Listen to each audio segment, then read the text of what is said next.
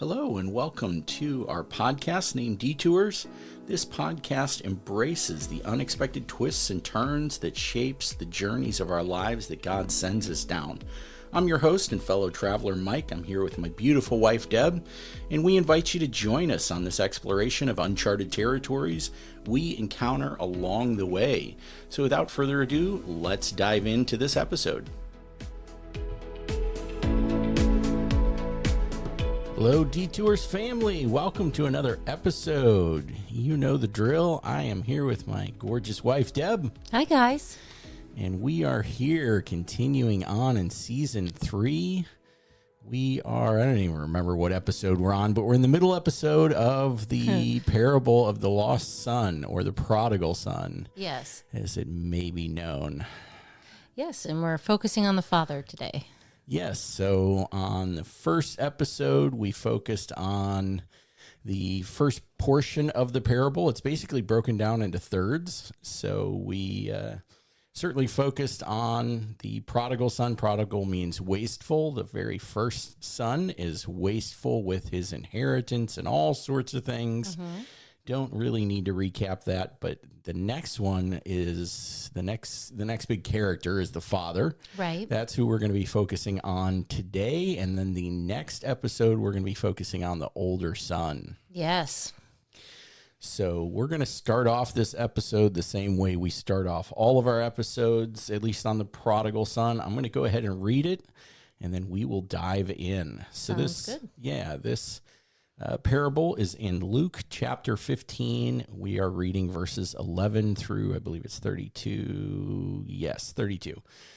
Let's start off, and we were reading from the New King James translation.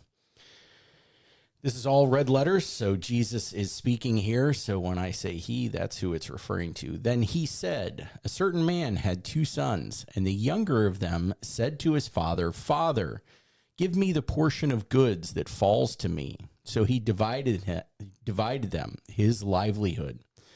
And not many days after, the younger son gathered all together, journeyed to a far country, and there wasted his possessions with wasteful living. But when he had spent all, there arose a severe famine in the land, and he began to want. Then he went and journeyed himself to a citizen of that country and sent him into his fields to feed swine.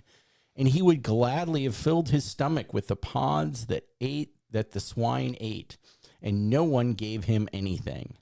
But when he came to himself, he said, how many of my father's hired servants have bread enough and to spare, and I perish with hunger?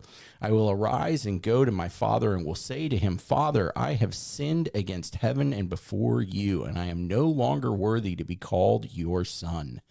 Make me like one of your hired servants. And he arose and came to his father. But when he was still a great way off, his father saw him and had compassion, and ran and fell on his neck and kissed him. And the son said to him, Father, I have sinned against heaven and in your sight. I am no longer worthy to be called your son. But the father said to his servants, bring out the best robe and put it on him, and put a ring on his hand and sandals on his feet. And bring the fatted calf here and kill it. Let us eat and be merry. For this, my son was dead and is alive again. He was lost and is found. And they began to be merry. Now his older son was in the field. And as he came and drew near to the house, he heard music and dancing. So he called one of the servants and asked what these things meant. And he said to him, your brother has come, and because he has received him safe and sound, your father has killed the fatted calf. But he was angry and would not go in. Therefore his father came out and pleaded with him. So he answered and said to his father, Lo, these many years I have been serving you. I never transgressed your commandment at any time. And yet you never gave me a young goat, that I may make merry with my friends. But as soon as this son of yours came, who has devoured your livelihood with harlots, you killed the fatted calf for him. And he said to him, Son, you're always with me, and all that I have is yours. It was right that we should make merry and be glad, for your brother was dead and is alive again, was lost and is found. The end, at least for what we know.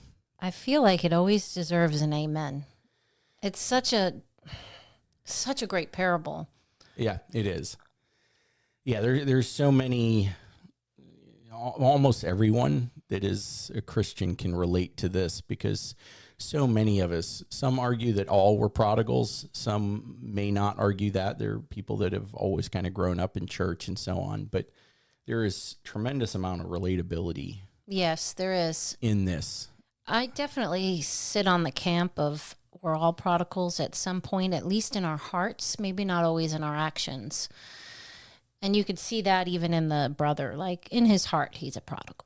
So In the older brother? Mm-hmm. Yeah. Yeah. Yep, we'll get to that next time. Yeah. The older brother is definitely an interesting character. But today we're going to focus on the character and the heart of the Father. So this episode is really all about the heart of the Father. Yeah. There are so many different ways to go with this. I think let's start with you and your son, maybe. Yeah, let's do that. I feel like there's a question coming. Yeah, you have a prodigal I that do. has not made his way back. Not yet. He gave his life to Christ. Young. How many years ago? Yeah. He was 13. He was 13, and over the course of time, just slowly started walking away. Yeah, it didn't take too long. I think it was about 2 years where he was really excited, and then, teenage years hit harder, and there were probably a lot of temptations and pressures, and yeah, he slowly walked in another direction. And it was one small compromise at a time, nothing major right at first. That's typically how it works, right? Right. And the irony of it is he's the reason you're saved.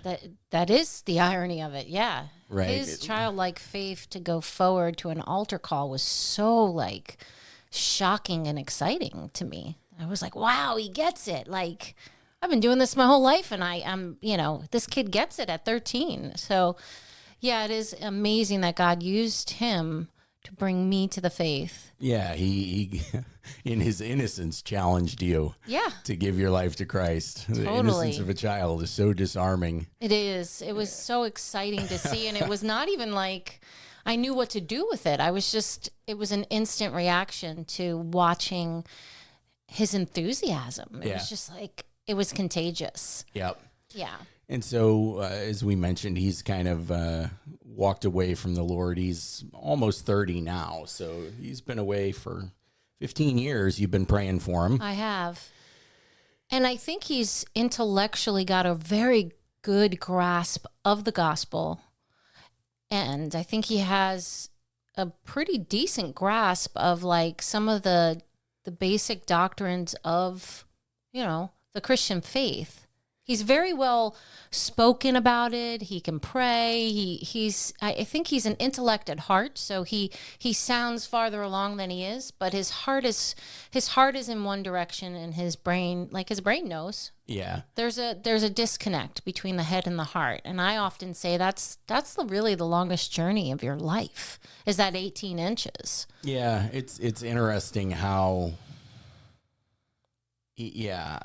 it will sit down at family dinner, and he's a little bit of a conspiracy theorist. Not a little, a lot, which I love about him. Yeah, so I lean in that direction. So I've never seen him wearing an aluminum hat or anything, but he definitely has.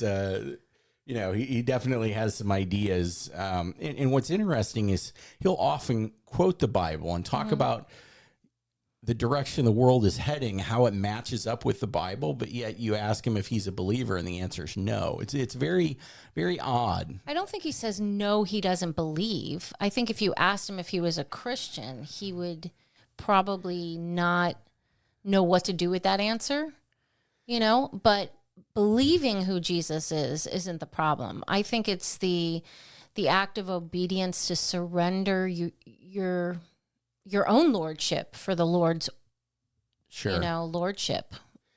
Yeah, but it is interesting because he does quote Revelation so much.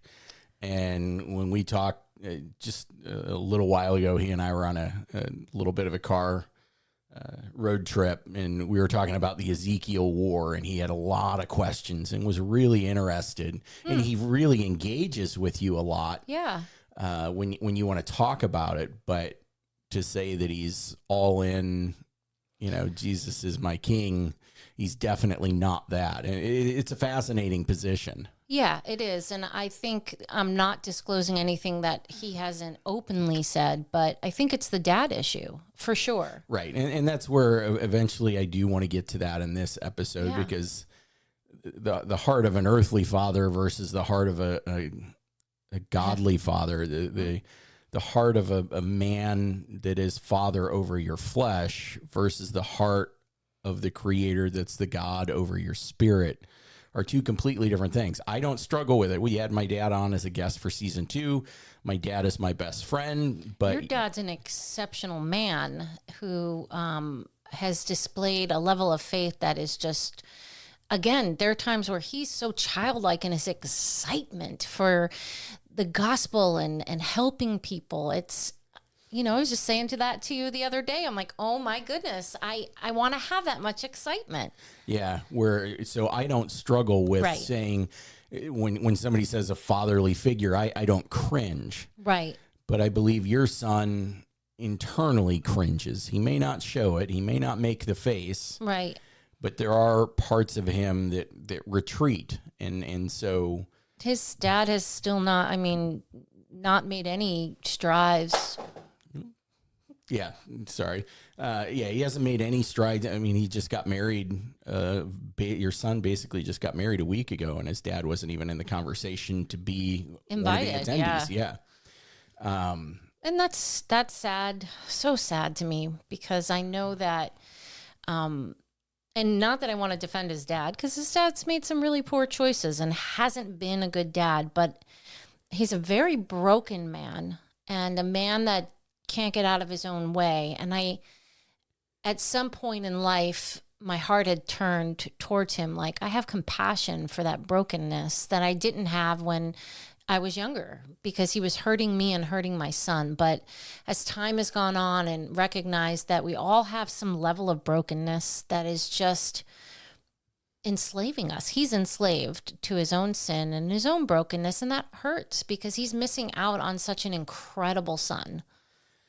Yeah, he is looking at God, the Father, through, the lens of his own dad and just the wounds. I mean, I can't imagine the man I would be if it wasn't for my dad being that example, right? Praying for me, and that's one of the things. If you're a prodigal parent, and as your wife, I'm grateful for that relationship. Let me tell you, me too.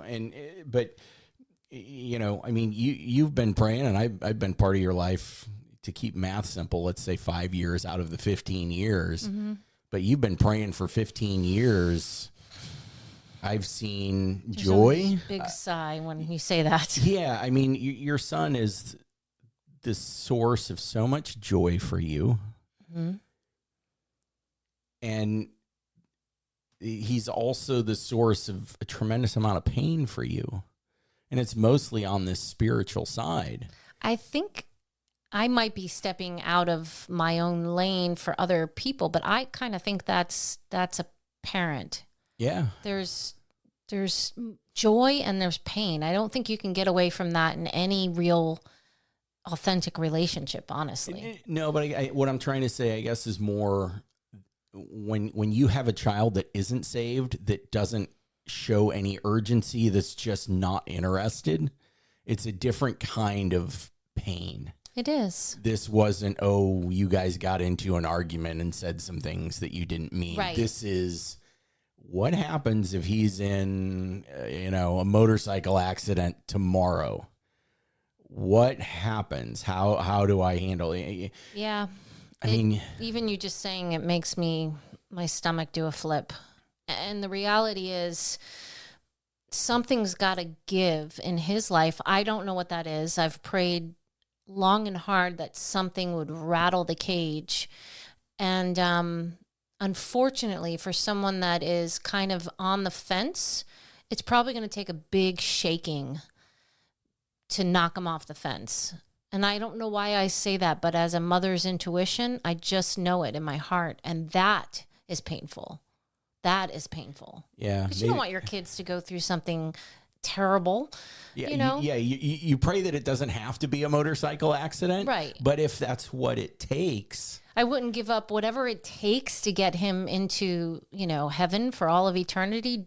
Do what you got to do, Lord. I mean, and I've said that, and I do mean it. I know that comes with a little bit of like, ooh, that's a big prayer. It's a scary prayer to pray. It is. Lord, do whatever it takes to get my prodigal's attention. I know. That's especially when you've been praying as long as you have for 15 years. Again, I've been around for about 5, and I've seen every Monday we're praying. We have our Miracle Mondays, and we prayed a lot of prayers for this kid, for spiritual protection. I mean, spiritual you friends. Name it. Yeah, oh my gosh, we've prayed for it, and it's hard during the waiting. During the waiting season when God hasn't answered a prayer yet, whether he's saying yes but not yet, whether he's saying no, whatever it is, man, when it's your kid and you're praying for that eternal salvation, there's a different level of urgency. There's a different level of depth of prayer. I mean, it's hard.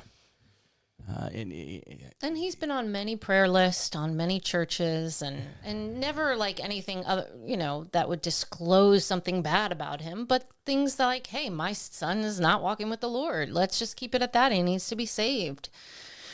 Yeah. And so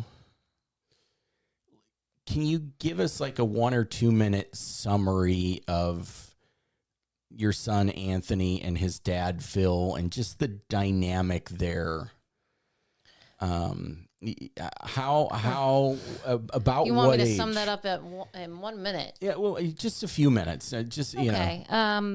Anthony was very close with his dad when he was little. Phil was around till he was about 4, and the non-marriage that we had was not reconcilable. I wanted to be married. He did not. And I was not going to waste another year of my life with this man. And he wasn't all that great to begin with. I just didn't want to be like, I didn't want to have a baby daddy in a sense. Like it just felt so awkward to call him my boyfriend when he was the father of my child. And I did care about him.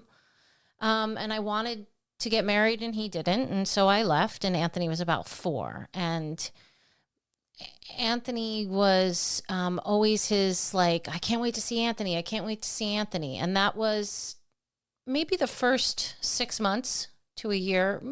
He was fairly present. And then over time, his priorities shifted and he was struggling financially. That was always the biggest discussion. Like, I can't afford to drive over and see him. And I'm like, well, gas is the same price for me as it is for you.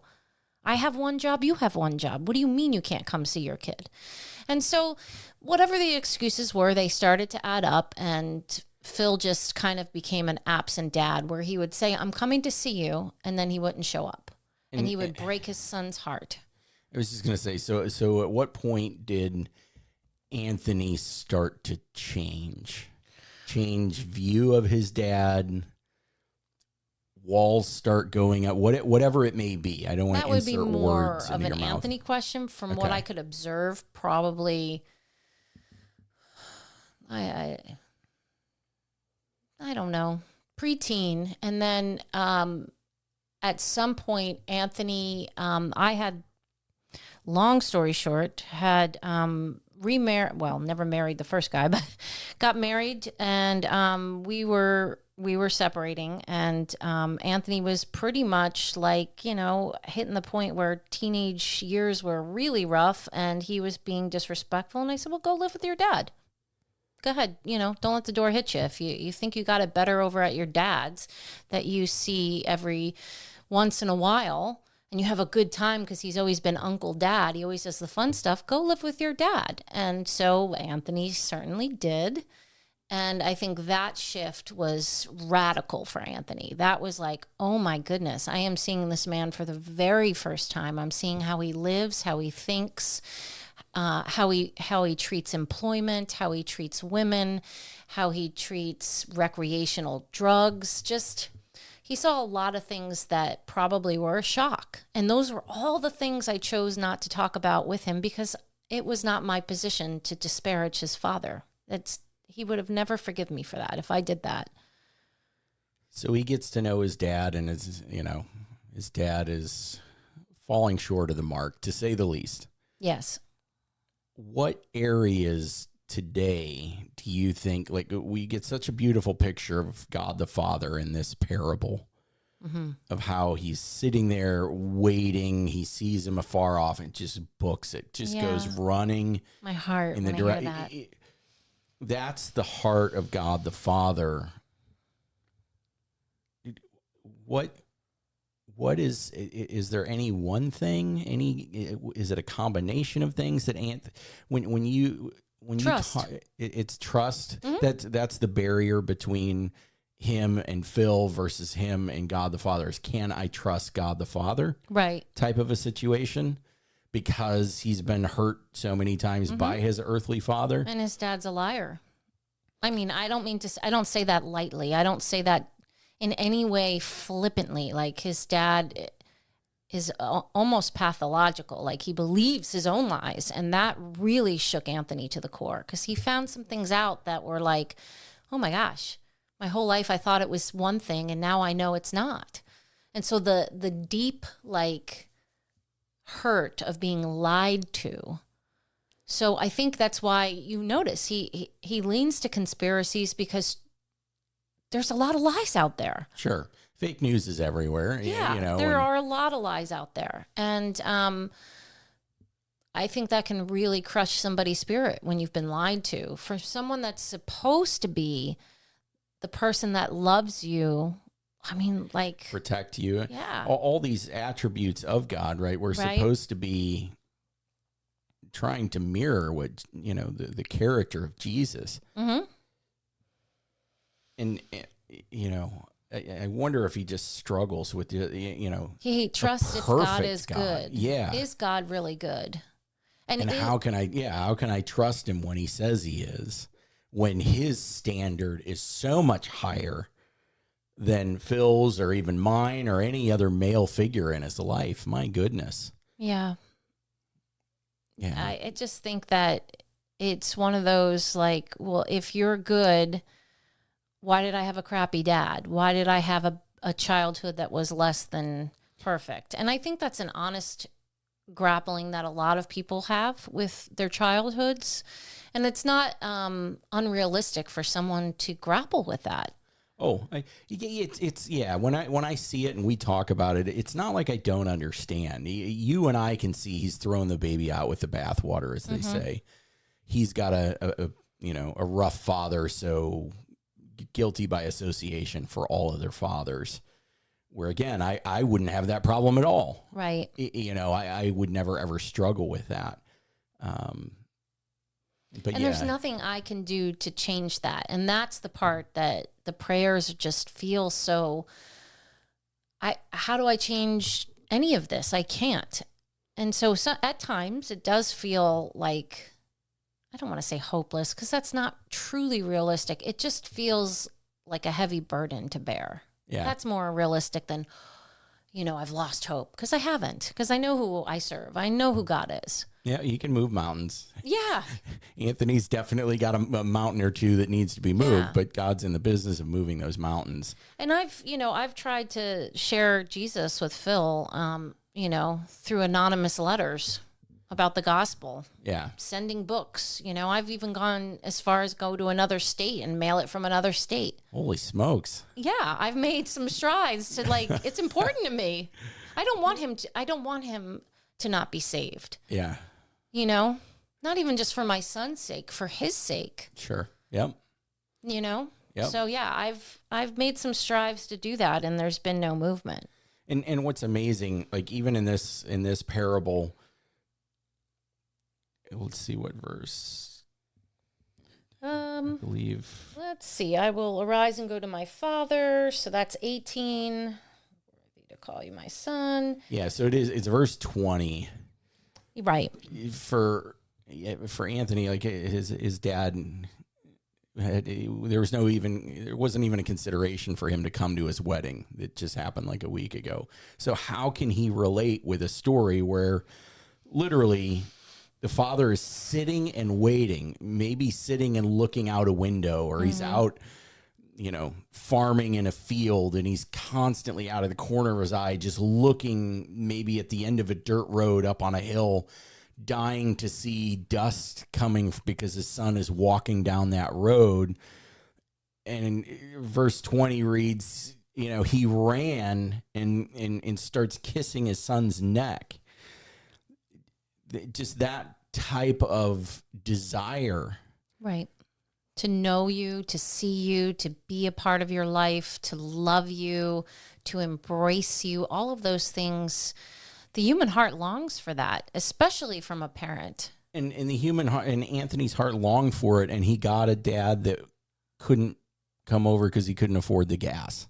That was the reason. Lame. So how could he ever understand the real heart of the father? Right. I know that's probably the biggest wound preventing him from moving forward at this moment. And I've mentioned reconciling with Phil, like forgiving him, and that seems insurmountable to him. And I get it. I get that that's a hard concept, but at some point you got to kind of look at him and go, well, this is who you are.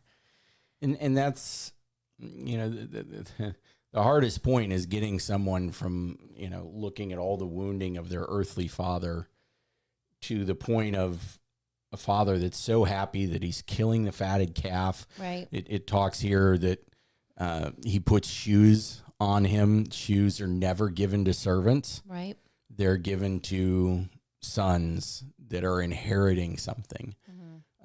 He's given the best robes. He's welcomed back with open arms, even though he doesn't deserve it. He took his level of inheritance and wasted it. I wish that Anthony could see that this story is about him. Like this father is available to him. This father is available to all of us. And if he could just soften his heart enough to recognize that that's real for him and real for all of us. And that he's actually hindering this opportunity to know this Father, the Heavenly Father, and almost like Phil wins in a sense. And I know that sounds, kind of crude, but you're letting this guy who wasn't worth, crying over at some point, and you're letting him hinder you from the best thing you could ever have in your entire life. And God the Father wants to heal you from all of those wounds, but yet that's exactly what you're running from. Yeah. And I think, I'm one to really understand running from healing. So it's a defense mechanism. We don't want to deal with those wounds because that's hard work. Yeah. But it has to be done if you want any kind of growth and just a better quality of life and a better walk with the Lord. Healing has to happen. Yeah. I mean, you and I wouldn't be here if I didn't heal. True. If we were, it wouldn't be a healthy marriage. No, it would be a lot different situation. Right. But yeah, I definitely think so. And what's amazing is the number one thing that people are looking for is to be loved. Yep. Belonging, love. And love in this, it's literally unconditional. You can see the unconditional, that the heart of the Father. If we start diving into that, just the unconditional love that God the Father has that is displayed in this parable, it's just incredible. It literally is, to quote Kurt Cobain, "Come as you are." Huh. It doesn't matter that you a blew Kurt Cobain? Oh yeah, that's a great Nirvana song. Come on now. Come as you are. Okay, I get you. Yes. Don't let me sing on this podcast, I'll please. definitely edit that out. Promise? Wink, wink. Yeah. But really what the Father is displaying is the fruits of the Spirit from Galatians 5:22 and 23. The fruits of the Spirit is love, joy, peace, patience, kindness, goodness, faithfulness, gentleness, self-control. Those are the things that the Father, even in these short verses, that's what he's displaying for us. I mean, we could really break down all of those and see how the Father plays out in the story. yeah, You said unconditional love. I mean, in all that list, I think universally, I'm no different. Patience is definitely in a situation where, like what we're praying for Anthony, the prodigal son. Patience is that the one that's the hardest on the list? and the self-control. And I say self-control because I try too many times to control something. Yeah. Instead of just saying, God, you've got this. I'm gonna live out my testimony. I'm gonna make sure that this child sees you in everything that I do. And I definitely try and do that, but there are times where I forget that, and I'll start to control and try and control a scenario to get him to think in a certain direction or whatever it may be to try and inch him. And that sometimes that's a good thing, not always a bad thing. But to me, there's a fine line there of what I'm supposed to do versus what you need trusting, to allow God to do. Yeah, it's something that the Holy Spirit can do. I think there are those times where I go, hey, Holy Spirit, I got this. I think we do that with a lot of things. I can relate. I can relate. Yeah. And it's something that as a parent you're so passionate about with your child, because it is a forever destination. That patience, man, it's just like, can't you just give your life to Christ already? You understand the level of freedom that you would have? No. God has given him dreams and visions and has spoken to his spirit, and there's no movement. So that's difficult. Well, that's what's so intriguing about Anthony is you see God moving chess pieces in his life. But it still just looks like a busy chessboard. There is no, like, when you get close to the end, you can see the light at the end of the tunnel. You can see, and it's just not happening. And so for you and I right now, it's just patience. Yeah. And that's the patience you see in the Father in the story. Like he didn't chase after his son. No, he let him. Yeah, he let him go. He didn't cut him off. Like, well, you're done. I'm done with you. You've walked. He patiently waited for the return, and that's displayed even with patience for the older son. Like, yeah, it's so amazing that these two boys really don't treat him with the respect he deserves, and yet he is kind to both of them, loving, gentle. Oh my gosh, yeah, for sure. And he has he could very well say, I'm done with both of you kids. You're ungrateful. Get out of my house. Yep. It could very well go down like that, and it doesn't. And you even see the gentleness in the Father when he approaches the son in this embrace. He doesn't yell. He doesn't go, I'm glad you're home, but why did you do all this? He's gentle from the moment he kisses his neck to the moment he celebrates and kills the fatted calf. And he's even gentle with the older brother when he welcomes him back in. Like, come celebrate. Your brother is here. Like, yeah, it is interesting that there's not even questions. Like with my brother Stuart and his passing, so many people will say, I bet you're going to have questions for God when you get to heaven. You're going to ask why Stuart was taken at such a young age. And I'm sure that question has come up in your mind during the course of your life. On this side of heaven, you better believe we ask that question. But when I get to heaven and I see Jesus sitting there and I see Stuart on his lap or however this goes down, I don't think I'm going to have very many questions, if any. I think they're all going to fade away. That's awesome. And it's based on scriptures like this, where the father didn't have any questions. It's just a beautiful reconciliation. Reconciliation. They're reunited, and whatever happened didn't happen. And we learned further on with the older brother, they knew, like, his reputation of the earlier son preceded him. They knew that he went and spent his inheritance on harlots and so on. And so the father's heart was breaking. Yes. That's what's so amazing, is he was patient even when his heart was being broken. How many young people out there get their heart broken, young love, and it causes them to do something stupid? Right. Or I'm never going to love again. I'm done. I'm done with relationships, and God's not done with his relationship with humanity.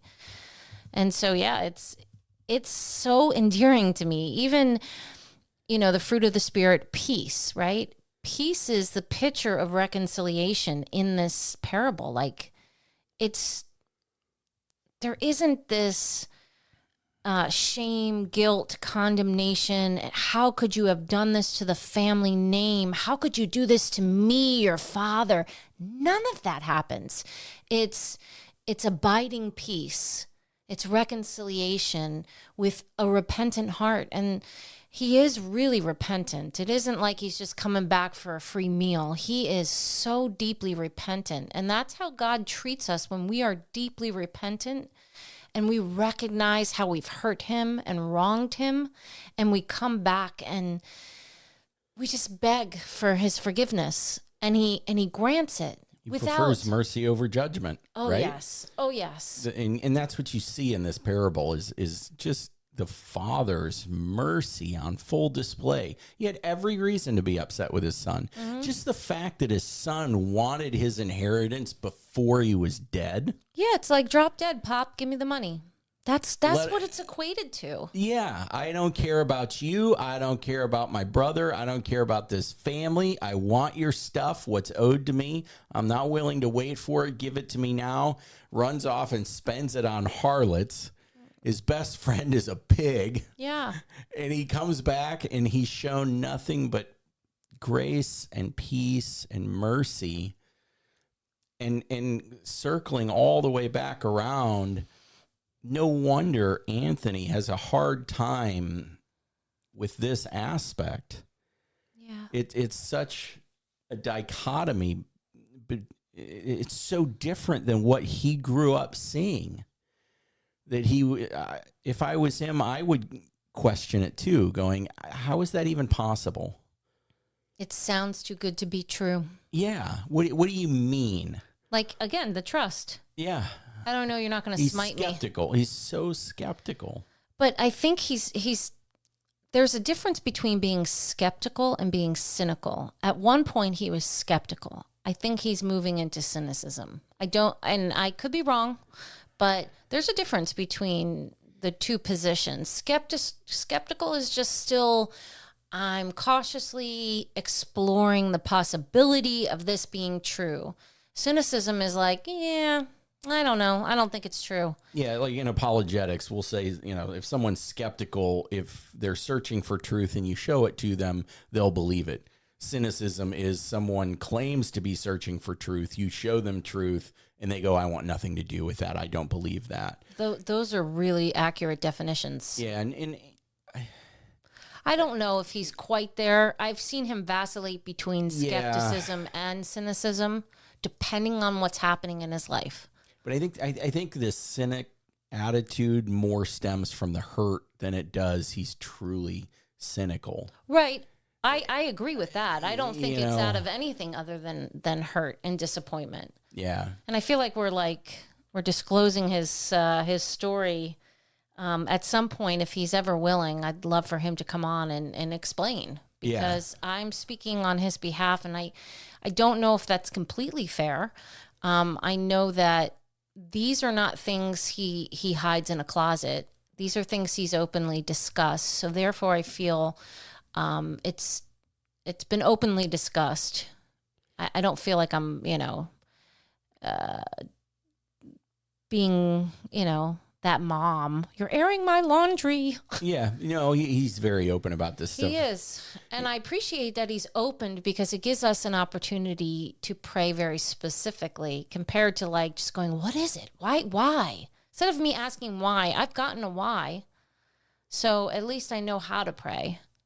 And that's, that's helpful in the prayer closet. Yeah. Yeah, and I think going back to the parable, one of the attributes that the Father is showing that's an attribute that's just absolutely lost in today's world is compassion.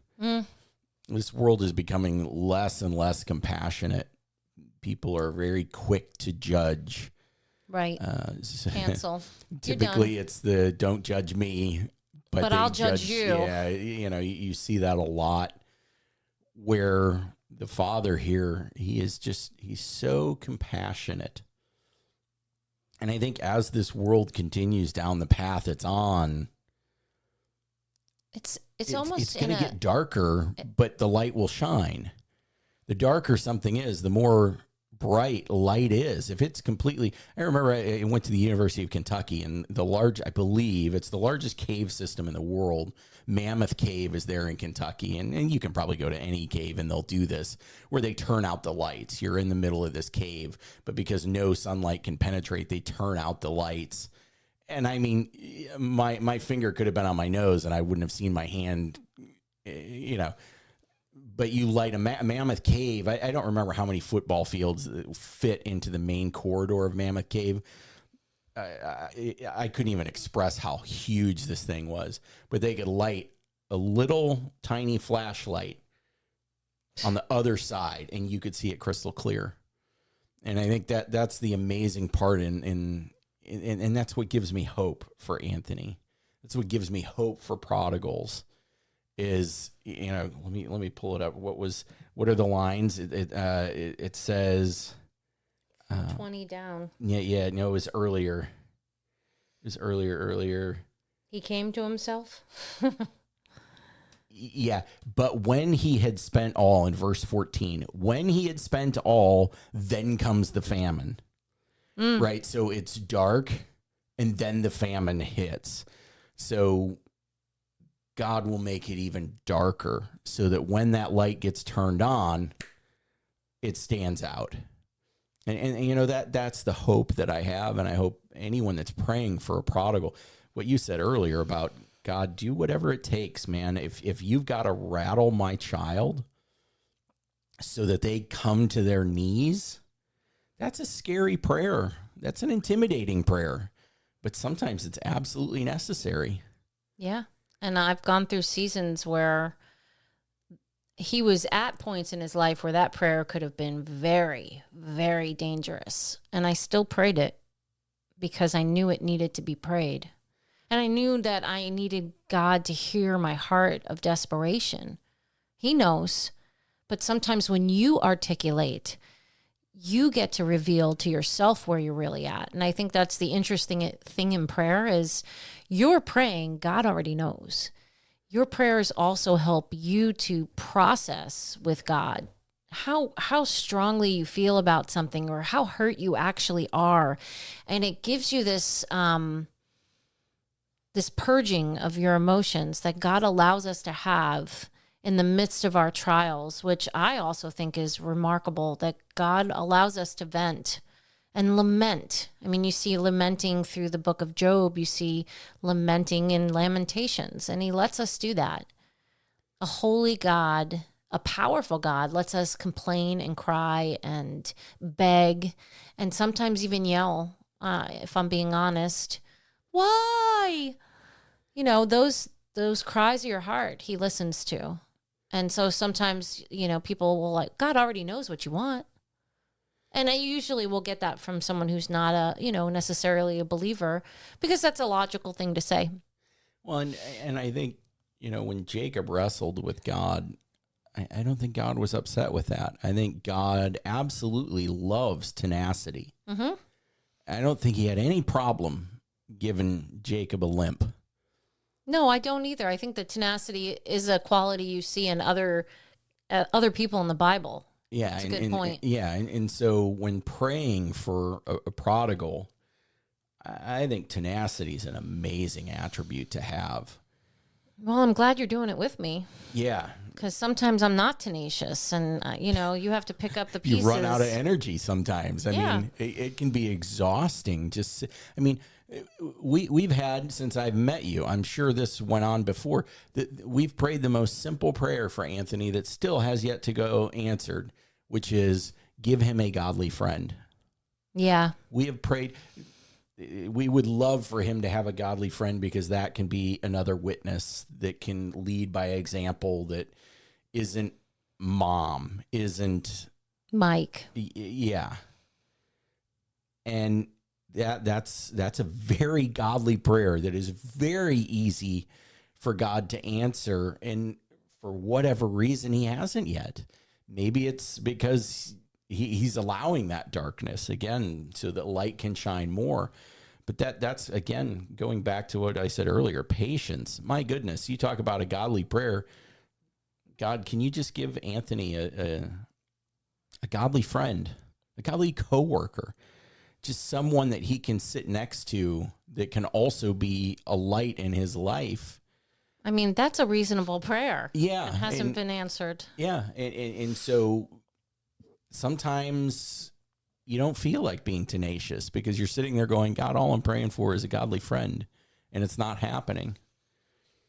But we're not the only ones. There's a couple at church. They were part of a prayer group I would do on early Monday mornings. They have a son that lives on the West Coast, and their prayers are very similar. Just give him someone, give him a church, give him a friend, give him something, so that, again, he can have that connection that can start to introduce him to all of these fruits of the Spirit. Yeah, there's something about a friend that is different than someone who is your relative. It's just a different witness altogether. Yeah, and both witnesses are important, but when someone who is your age, your equal, who is authentic, who is going through your seasons in life, all of that. Yeah. Yeah. Grew up in your generation, understands, all the things you understand, and yet is on fire for Jesus, there's nothing better than that. When people in your life are whether they're saved or not, they're all, I look at it as a tool belt. And I love fixing things. But if I need to screw in a screw and it's a Phillips head and all I have is a flathead, I'm not getting the screw in. You have to have the right screw. And if I go to my toolbox and that tool isn't there, guess what screw isn't getting screwed in? Mm-hmm. I can come up with all sorts of things, but if I just had that right screwdriver, this would be over in a matter of seconds. But because I don't have that tool, and so you and I are certain tools. I'm definitely a hammer. You can be a level. Maybe there's a coping saw. Again, a carpenter with his tool belt, having all of these different things available at his disposal. And we're praying, hey, we see some screws loose in Anthony, and we need a screwdriver, and all that is a godly friend that can do life in the same season as him.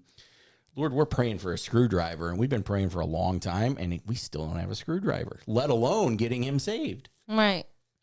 So it's tough. Your patience is definitely, patience and long suffering. That's another one we haven't talked about. The suffering of the Father, the long suffering while the prodigal is away. My goodness. Yeah, I can talk all about suffering. I won't, though, because that gets to the point where, what can I say that isn't already probably spoken by many parents of a prodigal? It's hard, and there are a lot of people in the same position. Even in our own church, there's a lot of people. The amount of prodigals I'm seeing in this generation is it's immense. And we as a church and as the older generation have to continue to believe that transformation is possible. You know, I often go back to the hippie movement. How many people, thought, oh, these kids are never going to get saved. They're out of their minds. All they care about is drugs, sex, and rock and roll. And yet there was such a revival. And there had to be people who were patiently praying. There just had to be. There had to be. I mean, any parent that loves their kid is going to pray. Any Christian parent, that prayer is a part of their life is going to pray. And so, as a whole, this generation is lost. I think every generation is lost in some respect, but they are battling things we have not battled in ways at that age. We're more equipped now as adults to battle some of the cultural things that they're dealing with because we've lived longer than they have and we've walked through many more experiences, but they're still young.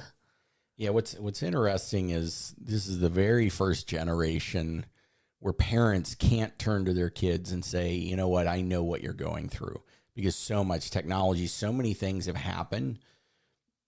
But yet, the common ground that you do have is if someone's turning to drugs, or if they're whatever they're turning to, whether they know it or not, they are actually searching for an attribute of God to be accepted, to be understood, to be forgiven. I mean, even if you embraced. Go to the drug thing, they're looking for their suffering to end. They're looking for the peace of God they can't find in a drug.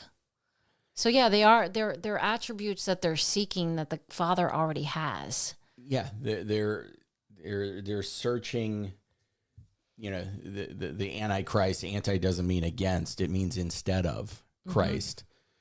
And people are instead of turning to Christ to get all of his attributes, all the things that you listed earlier, the love, the joy, the peace, so on and so forth.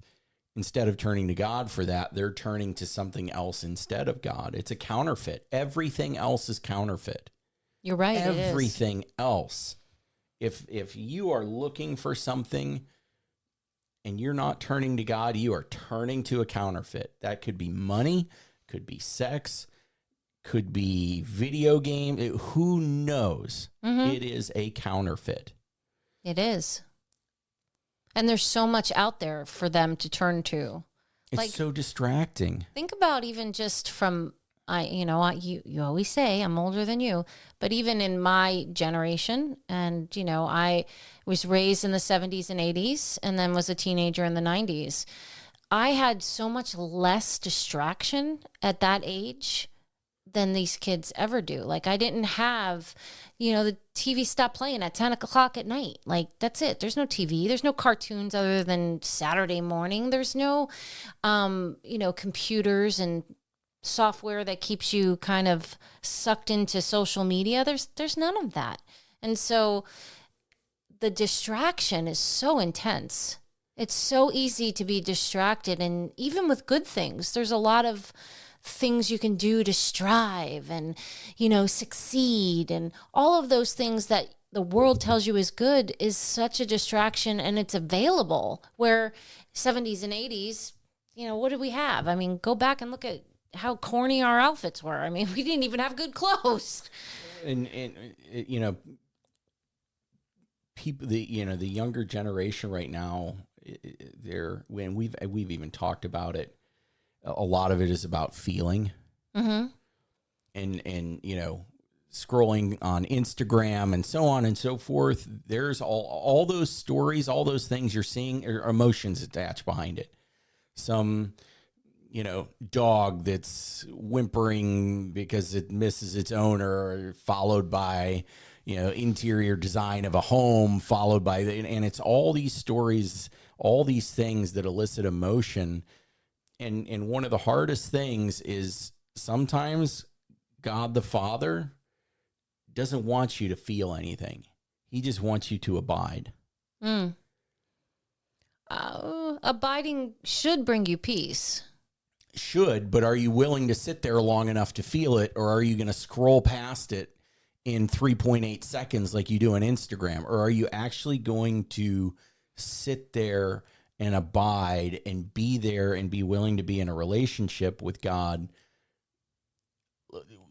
waiting for your cup to be filled rather than coming with a full cup or expecting something. Well, we don't have a full cup, so I don't know how we can come to him with a full cup. We have a full cup of distraction, maybe. Yes. Yeah, that's what you meant? Yes. Yeah. Your mind is already filled with what you need to accomplish that day rather than, I can God, attest to here's that. my day. Please fill it for me. Yeah, I can attest to that. Right. My agenda in my head versus God's agenda. You know, we just unfortunately had a funeral at Calvary Chapel, Fort Lauderdale for a 15-year-old girl over the weekend. And our lead pastor began the funeral with a line that resonates so much. And it was, I'm going to butcher it, but it was something along the lines of, the way God measures a full life is so drastically different than the way that you and I would measure a full life. I would look at your dad, who's 92 years old, and I would say, that's a full life.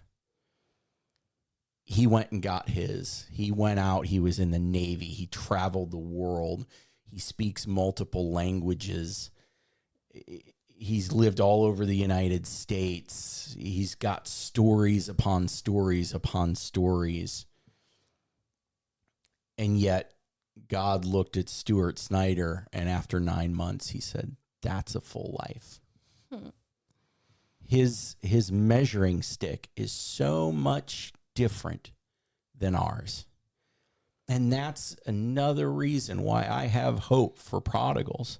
That's why I have more hope for Anthony, is God's measuring stick is different than you and I.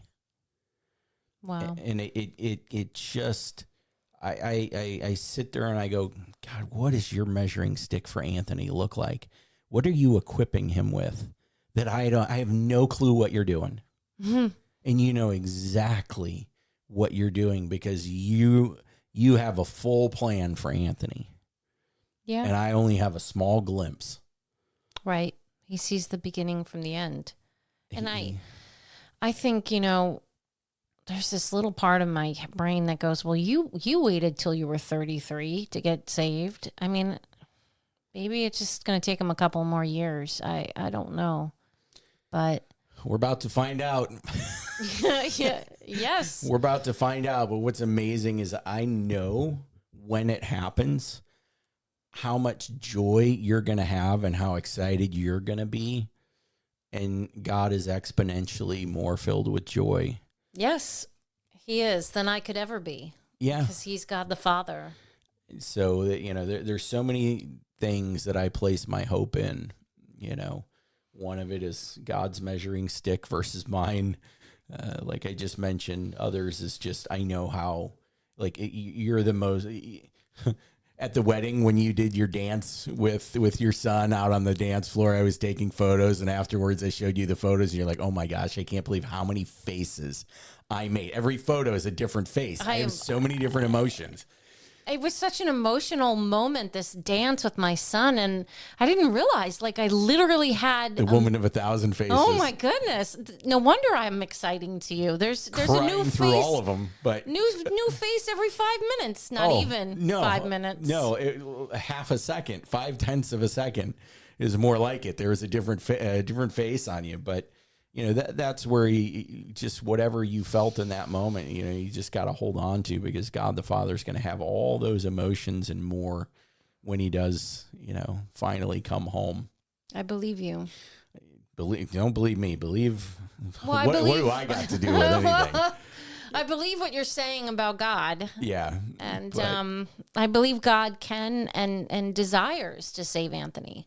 He desires none to perish. Yep. And all to come to eternal life. Yep. And so that's where all the people that we pray for, not just your son, not just a literal prodigal son, but other sons and daughters that we pray for. Friends, family, coworkers. Yep. Just keep praying, be tenacious, and just hold on to those moments. If you watch closely, God gives me moments on the friends that I'm praying for. He definitely shows me that he's moving pieces around a chessboard. And you just got to hold on and go, okay, I don't understand what moves you're playing here, because this is a 3-dimensional chessboard that you got a lot of other people that you're trying to save, and just understand that he is a good father, and he knows exactly what Anthony needs. Amen. He does. So, but I think we've covered God the Father, the heart of the Father, pretty well. Is there anything we've left out? I don't really think so. No, I think we've pretty well covered it. So we're going to come back in the next episode, which is going to be the older brother. Very interesting character. You've said numerous times you relate with him far more than the younger brother. Not far more, but I can see myself at times, through him. Yeah. And I think we all can, if we're being humble enough to look at ourselves with sober minds. Yeah, we're all the older brother at times. Especially if you've been saved for a long time. Mm-hmm. A lot of times I'll look at the new believer as the younger brother, and the person that's been in the church for 10, 20, 30 years as the older brother, kind of from an attitude perspective. Yeah. So definitely an interesting character, but he will be covered in our next episode. And then following that, we have some interesting episodes in the back pocket that we're going to be pulling out. So I'm I can't excited wait about those. Yeah. We're going to be discovering more here in the next few days on that as we plan it out. But yeah, some good stuff coming up, guys. Well, thank you so much for joining us. Yeah, guys, thanks for listening. We really appreciate it, and hope you've enjoyed our second episode of 3 on the Prodigal Son.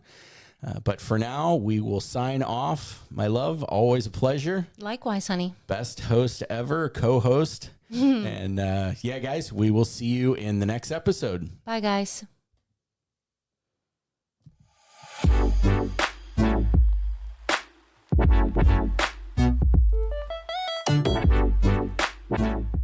Thanks for listening to Detours. For more content, you can find us on Spirit FM Radio, Spotify, Apple Podcast, Google Play, or on our website at detours.life. To view my writings or to contact me for public speaking engagements, visit my website at debmarsalisi.com.